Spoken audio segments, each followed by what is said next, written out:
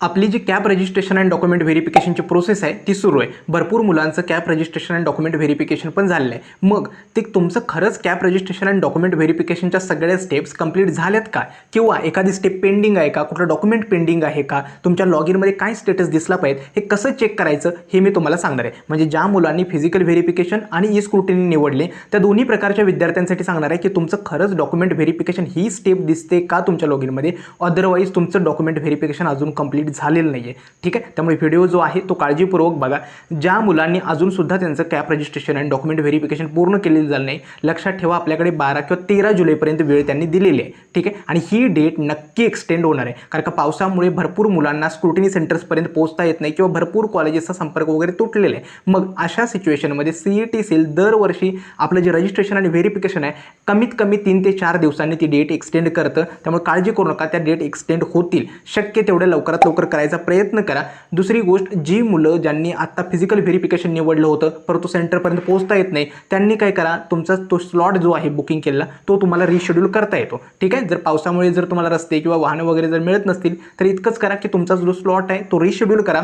जर समजा तुम्हाला पोहोचणंच अशक्य नसेल किंवा तुम्हाला स्क्रुटिनी मोड चेंज करायचा आहे तर तुम्ही चेंज व्हेरिफिकेशन मोड हा ऑप्शन सुद्धा तुमच्या लॉगिनमध्ये आहे, तो निवडा आणि तुमचं फिजिकल व्हेरिफिकेशनचं ई स्क्रुटिनी निवडा, जेणेकरून पावसामुळे तुम्हाला कुठेही जाताना काही अडचणी येणार नाही. लक्षात ठेवा, ऑनलाईन स्क्रुटिनीमध्ये पण डॉक्युमेंट व्हेरिफिकेशन होतं, त्यामुळे काळजी वगैरे काही घेऊ नका आणि लवकरात लवकर तुमचं डॉक्युमेंट व्हेरिफिकेशन आहे ते कंप्लीट करा. वेळ ही डेट जी आहे ती एक्सटेंड होणार आहे. ठीक आहे, तर सगळ्यांना नमस्कार, मी संदीप मिलके. सुरुवात करूया आजच्या नवीन व्हिडिओला.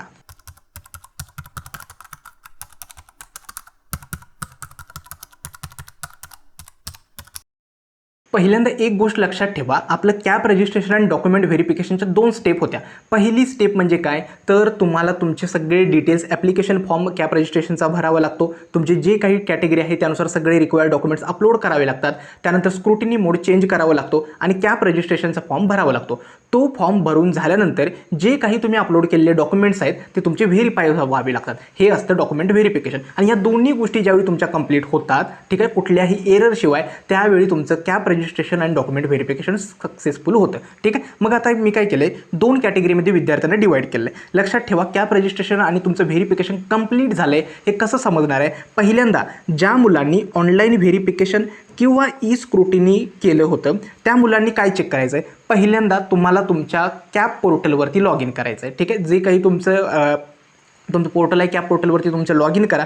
लॉग इन केल्यानंतर जर बघाल तर तुमच्या लॉग इनमध्येच तुम्हाला ॲप्लिकेशन व्हेरिफिकेशन स्टेटस दिसतो. ठीक आहे, आणि जर ॲप्लिकेशन व्हेरिफिकेशन स्टेटस या पद्धतीने तिथं दाखवलं जातो, हा ॲप्लिकेशन व्हेरिफिकेशन स्टेटस आहे आणि त्याच्यामध्ये लिहिलेलं असतं की your application form is verified and confirmed by, हा स्क्रुटिनी सेंटरचा नंबर आणि कोणत्या दिवशी तो व्हेरीफाय झाला आहे आणि कोणत्या वेळी तो व्हेरीफाय झाला आहे ते दाखवले जातं. जर तुमच्या लॉग इनमध्ये हा स्टेटस दाखवला जात असेल किंवा हा दिसत असेल, ठीक आहे, तर तुमचं व्हेरिफिकेशन कंप्लीट झाले. मात्र या स्टेटसच्या खाली समजा इन केस काहीतरी दुसरा स्टेटस दाखवला जातो की following discrepancies has been found, okay, म्हणजे तुमच्या ॲप्लिकेशन फॉर्ममध्ये काही एरर्स आढळले आहेत आणि त्या एरर्सचं डिस्क्रिप्शन पण दिलेलं असतं की 12चे मार्क्स व्यवस्थित भरलेले नाही आहेत किंवा JEEचं स्कोर कार्ड रॉंग अपलोड केलं आहे, हे डॉक्युमेंट इनकरेक्ट आहे. जर असा स्टेटस दाखवला असेल तुमच्या लॉग इनमध्ये तर समजायचं माझं डॉक्युमेंट व्हेरिफिकेशन अजून कंप्लीट झालेलं नाही आहे, मला तो एरर आला आहे. तो एरर पहिल्यांदा तुम्हाला रिझॉल्व्ह करावा लागतो, तुमचा ॲप्लिकेशन फॉर्म परत एडिट करावा लागतो, सगळे चेंजेस करावे लागतात आणि तो फॉर्म परत रिसबमिट करावा लागतो. ठीक आहे, त्यामुळे लक्षात ठेवा, ज्यांचं ऑनलाईन स्क्रुटिनी केले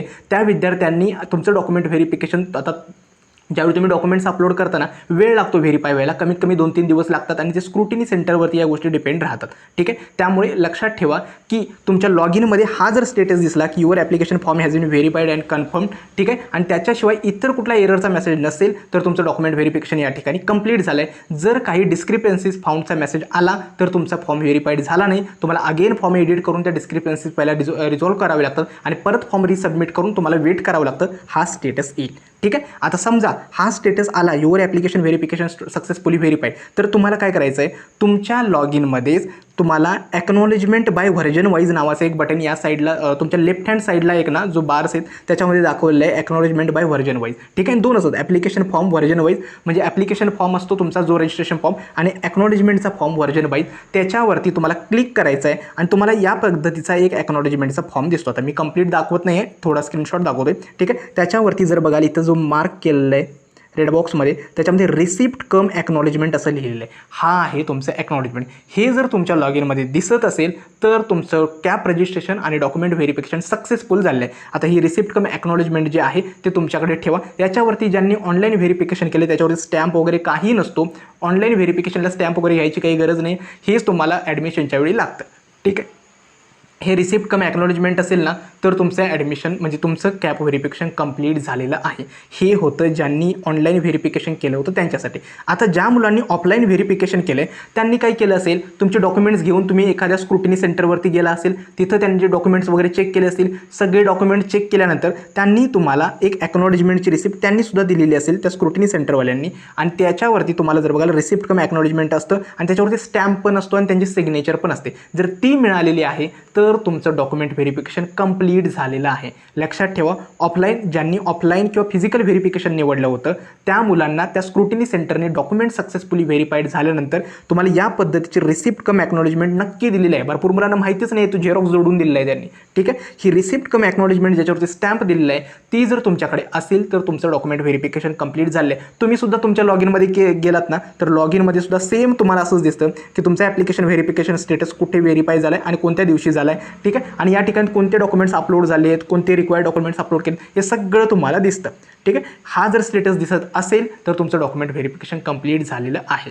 ठीक आहे. आय होप तुम्हाला या गोष्टी समजल्या असेल. जर या दोन गोष्टी कव्हर झाल्या म्हणजे तुमच्या लॉगिनमध्ये हा स्टेटस दिसत असेल, ठीक आहे, तर तुमचं डॉक्युमेंट व्हेरिफिकेशन कंप्लीट झालं आहे. आणि सेकंड म्हणजे काय, तर तुमच्याकडे रिसिप्ट कम ॲक्नॉलेजमेंट मिळाली तर तुमचं डॉक्युमेंट व्हेरिफिकेशन कंप्लीट झाले. आता फक्त आणि फक्त तुम्हाला काय करायचं आहे तर आपली जी प्रोव्हिजनल रँक्स आहेत त्यांची वाट बघावी लागणार, कारण का ह्या डेट्स एक्सटेंड होऊ शकतात. त्यामुळे प्रोव्हिजनल रँक ॲप्रॉक्सिमेटली मला वाटतं 16 ते 18 जुलैच्या दरम्यान येऊ शकतं, कारण का या ज्या डेट्स आहेत ह्या अजून म्हणजे टेम्पररी आहेत, त्या पुढे एक्सटेंड होऊ शकतात. आय होप तुम्हाला ही प्रोसेस समजली असेल. सगळ्या मुलांनी जास्तीत जास्त तुमचं जे काही फोकस असेल तो सगळा आता व्हेरिफिकेशन झाल्यानंतर कॉलेज लिस्टवरती करा, कारण का वेळ तर आहे. कॉलेज लिस्ट अपलोड करायला ॲप्रॉक्सिमेटली कॅपराऊंड 1 स्टार्ट व्हायला 28 जुलैपर्यंतचा वेळ आहे. ठीक आहे. ज्यांना ओके. आणि आणखीन एक महत्त्वाची गोष्ट म्हणजे काय, ज्या मुलांना अजूनही पर्सनल काउन्सिलिंग बॅचमध्ये वगैरे एनरोल करायचं असेल तर मी डिस्क्रिप्शन बॉक्समध्ये लिंक दिले आहे, नक्की एनरोल करा. एक तर तुम्हाला डाऊट सपोर्ट दिलेला आहे, पर्सनलाइज तुमची कॉलेजची जी लिस्ट आहे ती बनवून देतो. कॅपराऊंड 1 पासून कॅपराऊंड 4 पर्यंत जे काही तुम्हाला गायडन्स असेल, फ्रीज बेटरमेंट रिगार्डिंग वगैरे त्याबद्दल सगळी माहिती दिली जाते. स्पॉट आणि ILS बद्दल माहिती दिली जाते आणि guidance in first year engineering session ज्याच्यामध्ये तुम्हाला फर्स्ट इयरमध्ये सुद्धा गाईड केलं जातं. आता ज्या मुलांना पर्सनल काउन्सिलिंग बॅचमध्ये एनरोल करायचं आहे डिस्क्रिप्शन बॉक्समध्ये लिंक दिले, नक्की एनरोल करा. आजचा हा व्हिडिओ मी इथेच थांबवतो. धन्यवाद.